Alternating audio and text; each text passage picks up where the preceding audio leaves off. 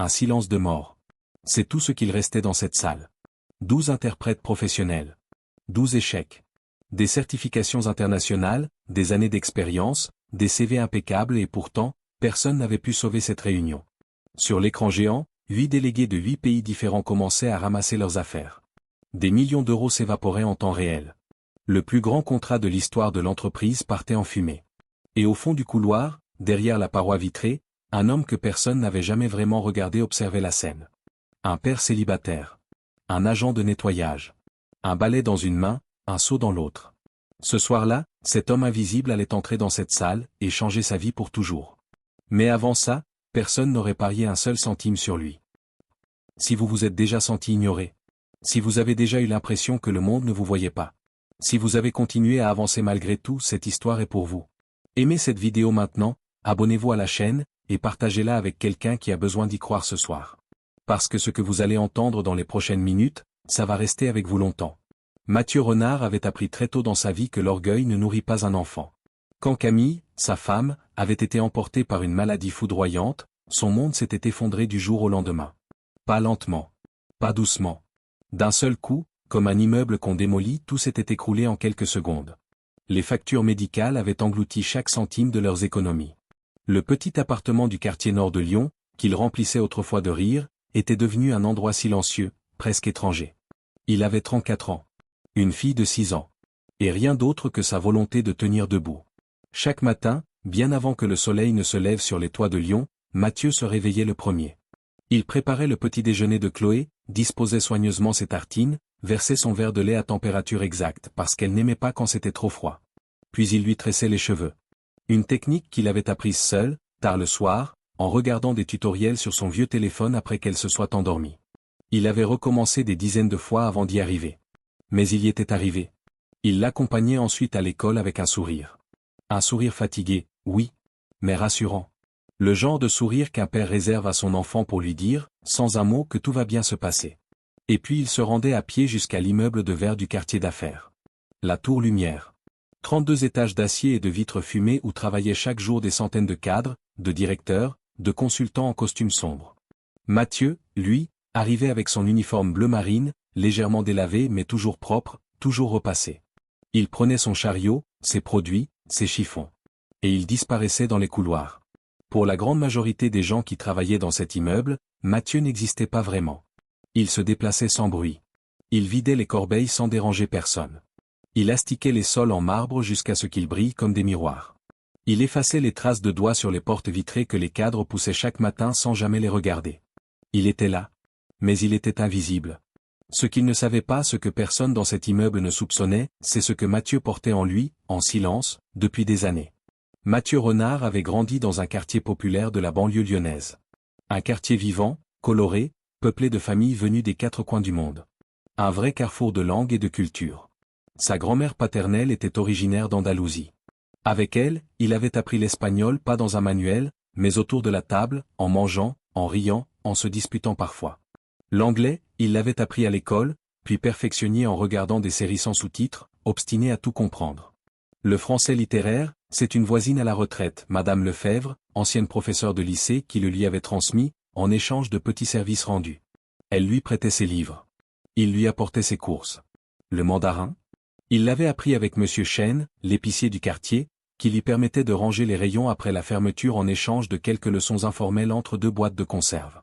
L'arabe, il l'avait absorbé en écoutant des émissions de radio internationale le soir, fenêtre ouverte, carnet à la main. Le portugais avec ses collègues sur les chantiers où il avait travaillé un été. L'allemand grâce à des cassettes audio empruntées à la médiathèque qu'il écoutait dans le bus, les yeux fermés, les lèvres qui bougeaient tout doucement. Et le japonais avec Kenji, un étudiant en échange qui vivait dans l'appartement d'en face et qui, un soir, avait frappé à sa porte parce qu'il se sentait seul dans ce pays qu'il ne connaissait pas encore. Mathieu avait ouvert cette porte. Ils étaient devenus amis. Et les langues avaient fait le reste. Pour Mathieu, les langues n'étaient pas une compétence. C'était un refuge. Un pont vers des mondes bien au-delà des trottoirs défoncés de son enfance. Une façon de se sentir grand dans un monde qui lui rappelait souvent qu'il était petit. Il avait même décroché une bourse pour étudier la linguistique à l'université de Grenoble. Une vraie bourse. Méritée. Il était parmi les meilleurs de sa promotion les 2 premières années. Mais la vie avait d'autres plans. À la naissance de Chloé, Alors que la santé de Camille commençait à se dégrader silencieusement, Mathieu avait pris une décision. Sans hésiter. Sans se plaindre. Il avait posé ses livres, rendu sa carte d'étudiant, et dit au revoir à l'université. Ses rêves avaient attendu. Ses responsabilités, elles, n'avaient jamais attendu. Et pendant des années, il avait continué à apprendre. Pas dans des amphithéâtres. Pas avec des professeurs. Mais dans les bus, dans les couloirs silencieux de l'immeuble après minuit, dans la cuisine de son appartement après que Chloé se soit endormie, un dictionnaire posé sur la table, une tasse de café froid à côté. Parce qu'apprendre lui rappelait que le monde était plus vaste que son chagrin. Ce matin-là, le matin où tout allait basculer, Mathieu avait été affecté au nettoyage de l'étage de la direction plus tôt que d'habitude. La raison, une réunion internationale d'une importance capitale. Il avait remarqué l'agitation dès son arrivée. Des voitures noires alignées dans la rue, moteurs tournant au ralenti. Des agents de sécurité en costume sombre à chaque entrée. L'ascenseur réservé. Les secrétaires qui parlaient à voix basse, l'air tendu. Isabelle Marchand, la PDG. 52 ans. Connue dans tout le secteur pour son sang-froid absolu, sa vision stratégique et une ambition qui ne dormait jamais, recevait ce jour-là des délégués de 8 pays différents. Brésil, Allemagne, Japon, Arabie Saoudite, Chine, Portugal, Espagne, États-Unis. L'objectif, finaliser un partenariat mondial qui allait redéfinir la position de l'entreprise sur le marché international pour les 10 années à venir. C'était le contrat d'une vie. Mais dans la nuit précédente, un imprévu s'était produit. Thomas Guérin, l'interprète principal de l'entreprise, celui qui préparait ce moment depuis des semaines, avait été hospitalisé en urgence. Infarctus. Hors-jeu. Des remplaçants avaient été contactés en catastrophe. Le premier arriva, s'installa, tenta sa chance. Il fut remplacé au bout de 20 minutes. Le second dura un peu plus longtemps avant que la confusion ne reprenne. Puis le troisième. Le quatrième. Le problème ne venait pas de leur niveau en langue. Techniquement, ils étaient compétents. Mais les délégués n'échangeaient pas simplement des mots. Ils échangeaient des intentions. Des nuances. Des subtilités culturelles enfouies dans chaque phrase, dans chaque pause, dans chaque formulation choisie plutôt qu'une autre. Un refus poli qui ressemble à une acceptation. Une demande d'éclaircissement formulée de façon à préserver l'honneur de tout le monde. Une réserve exprimée en souriant. Des choses qui ne s'apprennent pas dans un manuel. Les malentendus s'accumulaient. La tension montait. Les voix se faisaient plus vives. Le délégué brésilien claqua son dossier sur la table. L'investisseur allemand secoua lentement la tête, les lèvres pincées, les bras croisés. Le cadre japonais retira ses lunettes avec une lenteur délibérée, geste anodin en apparence, mais que quiconque connaît la culture japonaise comprend immédiatement, c'est le signe d'une désapprobation profonde, contenue et définitive. Isabelle Marchand sentit quelque chose qu'elle n'avait pas ressenti depuis longtemps. La peur. Elle appela un autre interprète. Puis un autre. Puis encore un autre. Le 12e s'installa à la table, ajusta son micro, prit une grande inspiration et échoua à son tour. Quand il posa son micro et baissa les yeux, un silence total s'installa dans la pièce. Ce silence avait un goût. Celui d'un désastre annoncé. Mathieu essuyait la paroi vitrée à l'extérieur de la salle de conférence quand il l'entendit. Une phrase en mandarin. L'interprète l'avait traduite comme un refus ferme des conditions proposées. Mathieu s'arrêta net. Son chiffon suspendu dans l'air. Non. Ce n'était pas un refus. Il le savait. Il reconnaissait cette construction, ce ton, cette inflexion précise. C'était une demande d'éclaircissement formulée avec une politesse extrême, dans le respect scrupuleux des hiérarchies, pour que personne ne perde la face. C'était une main tendue. Pas un poing fermé. Son cœur se mit à battre fort. Il essaya de continuer à nettoyer. Ce n'était pas sa place. Il était agent d'entretien. Pas linguiste. Pas consultant. Pas diplomate. Qui était-il pour entrer là-dedans? Puis il entendit la réponse du délégué saoudien. Ses mots étaient chargés. Son ton, mal interprété, sonnait comme une attaque alors que c'était une mise en garde respectueuse. Mathieu sentit sa poitrine se nouer. Toutes ces années d'écoute, d'études, d'amour sincère pour les langues et les gens qui les parlaient, tout ça lui criait que la situation était en train de basculer vers quelque chose d'irréparable. À l'intérieur, Isabelle haussa la voix. Elle appela le 12e interprète pour une dernière tentative. Ce fut un échec. Et puis le silence. Ce silence que Mathieu pouvait presque toucher à travers la vitre. Il posa son chiffon. Il regarda la porte.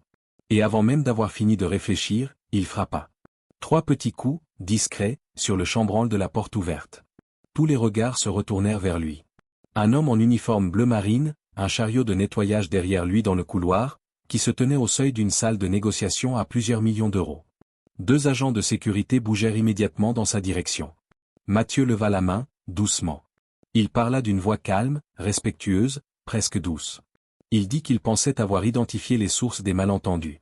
Qu'il souhaitait, avec la permission de Madame la directrice, tenter quelque chose. Ses mains tremblaient légèrement. Isabelle Marchand le fixa pendant ce qui parut une éternité. Le désespoir peut changer d'avis même les personnes les plus fières. Elle fit un geste aux agents de sécurité. Puis elle dit à Mathieu. « Vous avez 60 secondes. » Il s'avança. Pas avec arrogance.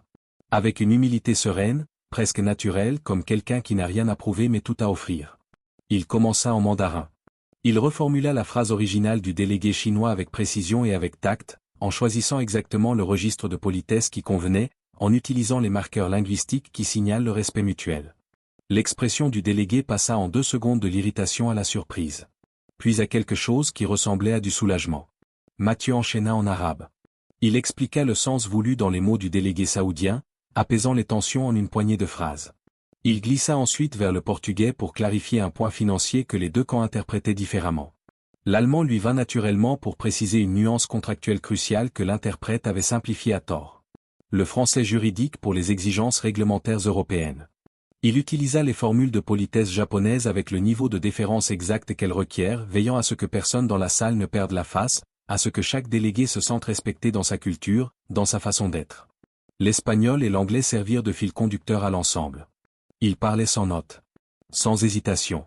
Avec une fluidité naturelle, comme si chaque langue était une pièce de sa propre maison. Et l'atmosphère se transforma. Pas d'un seul coup. Progressivement. Comme quand le soleil commence à percer après une longue journée de pluie. Le chaos fit place à la clarté. L'hostilité céda la place à la curiosité, puis à la coopération.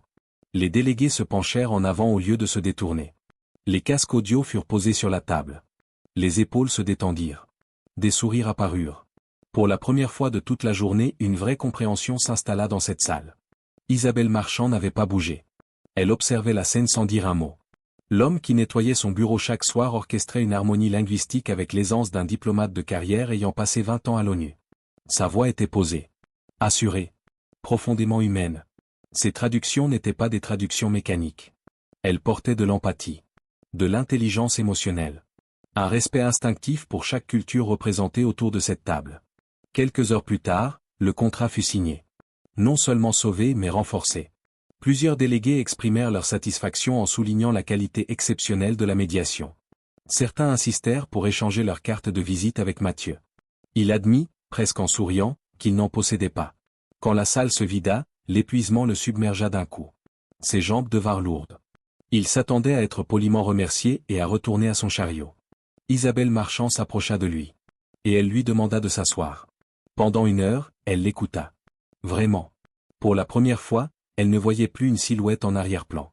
Elle voyait un être humain d'une profondeur extraordinaire. Mathieu parla sans fioriture. Il raconta l'université abandonnée. Les nuits de nettoyage.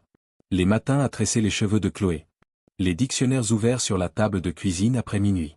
Il lui dit qu'il continuait à apprendre les langues parce que c'était la seule chose qui lui rappelait, dans les moments les plus sombres, que le monde était plus grand que sa douleur. Isabelle ressentit quelque chose d'inhabituel pour elle. L'humilité. La semaine suivante, Mathieu reçut une lettre de l'entreprise. Un nouveau poste. Créé spécifiquement pour lui. Responsable des relations internationales et de la communication multilingue. Un salaire qu'il n'aurait jamais osé imaginer. Une mutuelle complète pour lui et Chloé. Des horaires aménagés. Ce soir-là, quand il rentra à l'appartement, Chloé était assise à la table, en train de colorier. Elle leva les yeux vers son père. Elle ne comprenait pas ce qu'était un contrat. Elle ne savait pas ce que voulait dire promotion. Mais elle vit quelque chose dans les yeux de son papa qu'elle n'avait pas vu depuis très longtemps. De la lumière. Elle se leva, traversa la pièce, et le serra dans ses bras de toutes ses forces. Et elle lui chuchota à l'oreille. « Papa. Je savais que t'étais le plus intelligent du monde. » Les semaines suivantes parurent irréelles à Mathieu. Ces mêmes couloirs qu'il avait nettoyés chaque nuit résonnaient maintenant de bonjours sincères. Certains collègues étaient gênés de ne l'avoir jamais vraiment vu. D'autres se sentaient inspirés. Mathieu traitait chacun avec exactement le même respect qu'avant, des agents de sécurité au directeur. Des mois plus tard, lors d'un nouveau sommet international, Mathieu entra dans la salle de conférence par la porte principale. Costume simple, sobre, élégant. Plusieurs délégués le reconnurent immédiatement. Des sourires. Des hochements de tête chaleureux. Il n'était plus au fond du couloir. Mais il n'oublia jamais d'où il venait. Les week-ends, il continuait à faire du bénévolat dans les centres communautaires du quartier où il avait grandi. Il donnait des cours de langue gratuits aux primo-arrivants, aux enfants de familles précaires, aux ados qui se sentaient coincés entre deux cultures. Il leur disait toujours la même chose. Le savoir est le seul trésor que personne ne peut vous prendre. Peu importe ce que vous gagnez. Peu importe si le monde fait semblant de ne pas vous voir. Apprenez. Continuez. Votre heure viendra. Des années plus tard. Mathieu était assis dans un amphithéâtre bondé, au milieu des familles, des fleurs, des téléphones levés pour immortaliser le moment. Sur l'estrade, Chloé Renard avançait pour recevoir son diplôme de master en relations internationales, mention très bien, félicitations du jury. Mathieu ne prit pas de photo. Il ferma les yeux. Et dans ce noir doux et chaud, il revit tout. Ce couloir. Cette paroi vitrée. Ce chiffon dans sa main. Cette porte à laquelle il avait hésité à frapper. Ces 60 secondes qu'on lui avait accordées et qu'il avait transformées en une vie entière. Quand Chloé descendit de l'estrade et le chercha des yeux dans la foule, il était là, debout, les yeux brillants, la main levée. Elle courut vers lui. Et dans ce couloir d'amphithéâtre, ce père et cette fille s'étreignirent comme si le monde entier avait disparu autour d'eux. Ce jour-là, 12 interprètes avaient échoué. Non par manque de compétences. Non par manque de formation. Ils avaient échoué parce que la vraie compréhension ne s'apprend pas dans un manuel. Elle ne vient pas d'un diplôme. Elle vient des gens que vous avez choisi d'écouter. Des cultures que vous avez respectées. Des vies que vous avez accepté de partager, même brièvement, même au coin d'une rue, même dans une épicerie, même à travers une fenêtre ouverte la nuit. Elle vient de l'empathie. Et ce père, cet homme invisible, ce héros sans costume, il la possédait tout entière. Le monde mesure souvent la valeur d'une personne à l'aune de ses titres, de ses vêtements, de son compte en banque. On regarde l'étiquette. On juge l'emballage. On passe à côté. Mais la vraie grandeur ne se voit pas toujours. Elle se trouve dans les longues nuits d'études après des journées épuisantes. Dans la présence quotidienne auprès d'un enfant, même le cœur brisé. Dans la décision de frapper à une porte alors que tout, absolument tout, vous dit de ne pas le faire. Et si cette histoire vous a rappelé quelque chose ce soir, c'est peut-être que vous aussi, vous portez quelque chose d'extraordinaire. Quelque chose que le monde n'a pas encore vu. Alors ne le rangez pas. Ne l'éteignez pas. Attendez votre moment. Préparez-vous. Et quand la porte s'ouvrira même d'1 millimètre à entrer. Quelque part ce soir, un autre héros invisible nettoie un couloir. 8 langues dans le cœur. Et il attend son heure. Si cette histoire vous a touché, aimez cette vidéo. Partagez-la avec quelqu'un qui en a besoin. Abonnez-vous pour découvrir d'autres histoires comme celle-ci. Et commentez le mot « invisible » si vous vous êtes déjà senti ignoré mais avez refusé de baisser les bras. Votre présence ici compte. À très vite.